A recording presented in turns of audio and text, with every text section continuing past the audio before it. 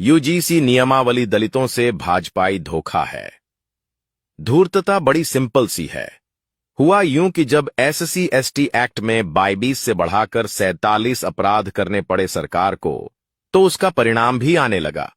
इस एक्ट के 80% आरोपित ओबीसी समुदाय से थे, जो कि सत्ता का बड़ा वोट बैंक था। तो अपने वोट बैंक को इस एक्ट से बचाने और केवल अल्पसंख्यक वर्ग, कोई 3%, कोई 10-12% आबादी वाले लोग निशाना बने, इसके लिए सत्ता ने साजिश की।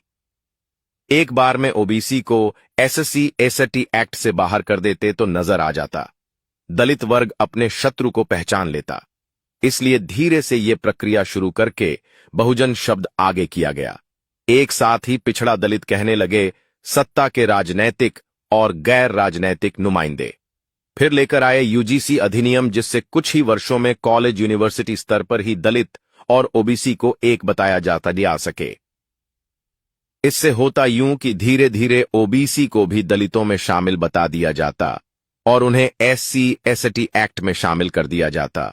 जो स्वयं एससी एसटी है, उस पर यह एक्ट नहीं लगता तो हो गई न सुरक्षा अपने 60% वोट बैंक की।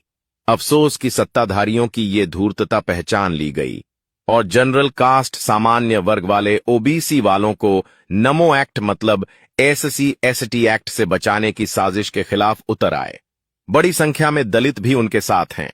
सत्ता बैकफुट पर आई तो, लेकिन उन्होंने अब भावनात्मक काली चिट्ठी यानी इमोशनल ब्लैकमेल को हथियार बनाया।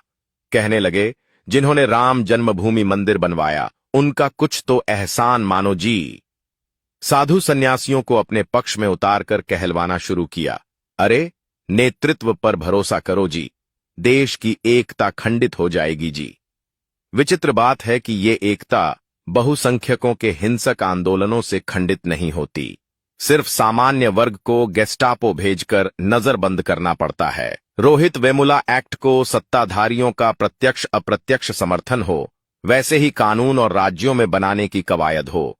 इन सब में ओबीसी वर्ग को एससी एसटी एक्ट से किसी तरह बचाने की मंशा है। इस तरह दलित समुदाय को जिस वर्ग से सबसे अधिक प्रताड़ना झेलनी पड़ती है, उसी को भाजपा कानूनों में बदलाव के जरिए बचाने की कोशिश कर रही है।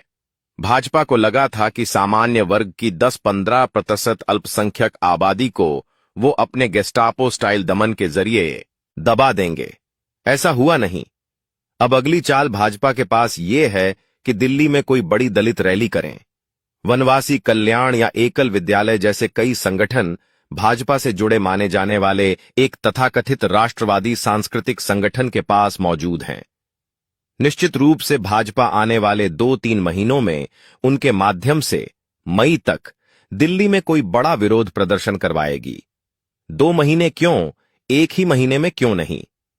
समस्या यह है कि इस संगठन में भी ऊपर बैठे लोगों का भ्रष्टाचार देखकर नीचे वालों का मन खट्टा हो चुका है, इसलिए समय लगेगा। जीतने के लिए सामान्य वर्ग वोट बैंक हो न हो, लेकिन इनके खिसकते ही भाजपा का किला ढहना तो है ही। कानून वापस नहीं हुए तो वोट बैंक पर असर निःसंदेह पड़ेगा। चूहे डूबती नाव से कूदना शुरू कर सकते हैं। एक स्वतंत्र विचारक, संजीव दुबे।